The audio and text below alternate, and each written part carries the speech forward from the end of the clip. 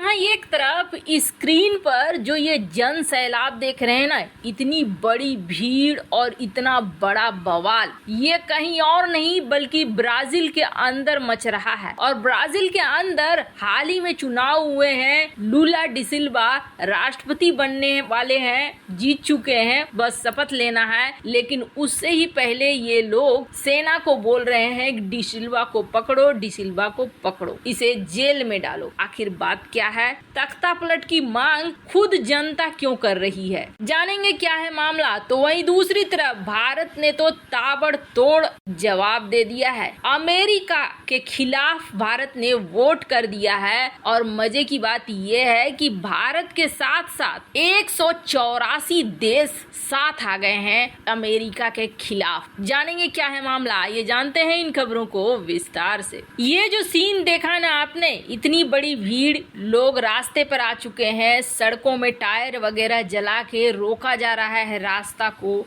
भीड़ रात देख रही है ना दिन देख रही है। सेना मुख्यालय के पास जाकर भीड़ मांग कर रही है कि डी सिल्वा को हटाओ, ये लूला को हटाओ, इसे नहीं रखना है, इसे राष्ट्रपति नहीं बनने देना है। अब बात यह है कि दोनों जेल्स बोल्सोनारो और डी सिल्वा, इन दोनों के बीच में जो अंतर है वो तो बहुत कम रहा है। लेकिन इस अंतर के बाद भी लूला जीते हैं।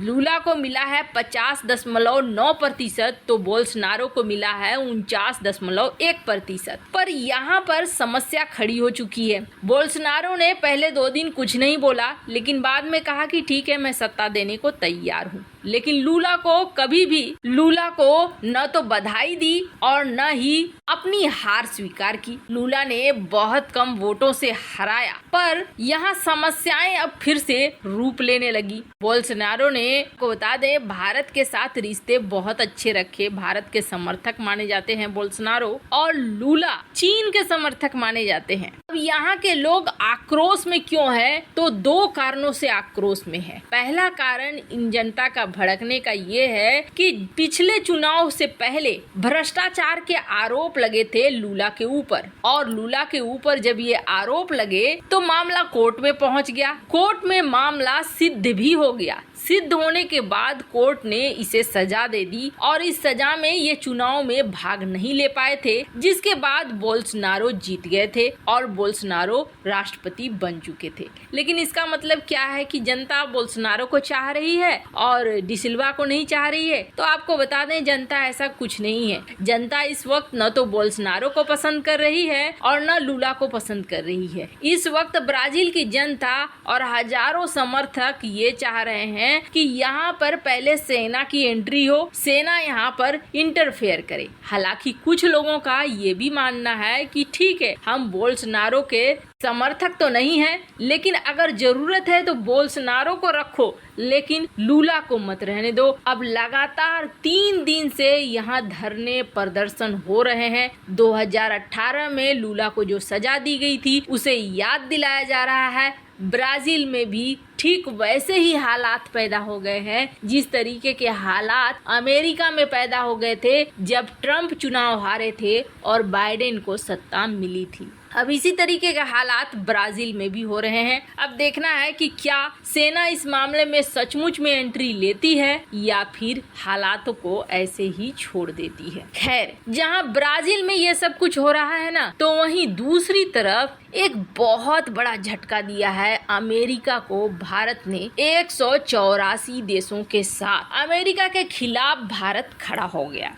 जैसे भारत और पाकिस्तान है ना, पाकिस्तान को अमेरिका समझता है भारत की नब्ज, जब चाहे पाकिस्तान को दबा दो और भारत को कंट्रोल कर लो। भारत को कंट्रोल करना है तो पाकिस्तान की तरफ नरमी दिखा दो, हथियारों की सप्लाई दिखा दो, और भी ऐसे कुछ भी काम कर दो जिससे कि आसानी से भारत को कंट्रोल में किया जा सके। और ऐसा ही द्वितीय विश्व युद्ध के बाद अमेरिका सोचता था दुनिया के हर देश के बारे में, और अमेरिका ने रूस की नब्ज निकाली। रूस की नब्ज रूस के पास उसे चाहिए थी। उस वक्त तो सब कुछ टूटा नहीं था, बिखरा नहीं था सोवियत संघ एकजुट था। तो एकजुट होने की वजह से पोलैंड, फिनलैंड आज जो सब अलग अलग हैं, वैसा सीन नहीं था। सब एक थे, सोवियत संघ था। सोवियत संघ के पास उसे एक ऐसा देश चाहिए था जो देश नब्ज बन जाए रूस की और उस नब्ज को दबा दे अमेरिका। और संयोग से उसे मिल भी गया एक देश, और वो देश कौन सा था? वो देश था तुर्की। तुर्की जो रूस के करीब में भी है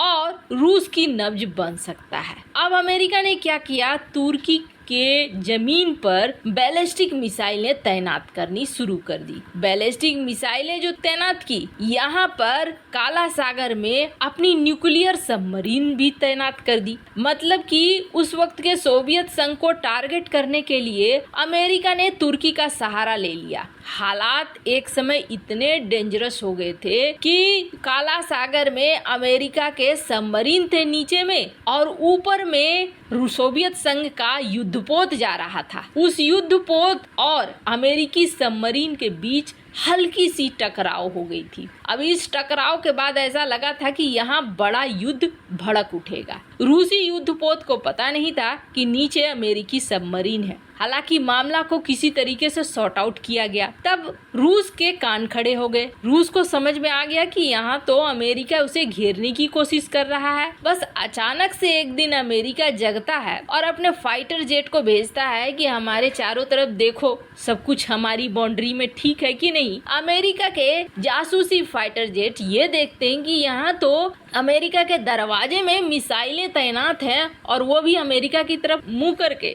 यानी कि अमेरिका को घेर लिया गया है, वो भी परमाणु मिसाइलों के साथ, और नीचे सबमरीन्स भी हैं। मतलब जो खेल अमेरिका ने रूस के साथ खेला, वही खेल रूस ने अमेरिका के साथ खेल दिया। अब अमेरिका में अफरा तफरी मच गई, पसीने उतरने लगे, मिलिट्री बैठक होने लगी, और मिलिट्री बैठक के बाद गुपचुप बातें होने लगी। सोवियत संघ को मनाने की कोशिश होने लगी। सोवियत संघ ने शर्त रखा कि आप ऐसा करो, तुर्की से अपनी मिसाइलें और नीचे जो सबमरीन है उनको हटाओ, तो हम भी वहाँ से हटा लेंगे सब कुछ। अमेरिका के राष्ट्रपति उस वक्त झुककर उन्होंने इस बात को माना, और जिसके बाद उन्होंने तुर्की से मिसाइलें हटाई, सबमरीन्स हटाए, और ये जो छोटा सा देश था ये था क्यूबा। क्यूबा को रूस ने नब्ज बना लिया था अमेरिका का। रूस ने भी यहाँ से मिसाइलें हटा ली, सबमरीन्स हटा लिए, लेकिन क्यूबा को आज भी सहयोग देता है रूस। अब अमेरिका को खुंदस निकालनी थी। अमेरिका को समझ में आ गया इस क्यूबा की वजह से बहुत समस्याएं आई। उसने क्यूबा के ऊपर प्रतिबंध लाद दिए, और प्रतिबंधों का असर है कि क्यूबा की आर्थिक स्थिति इस वक्त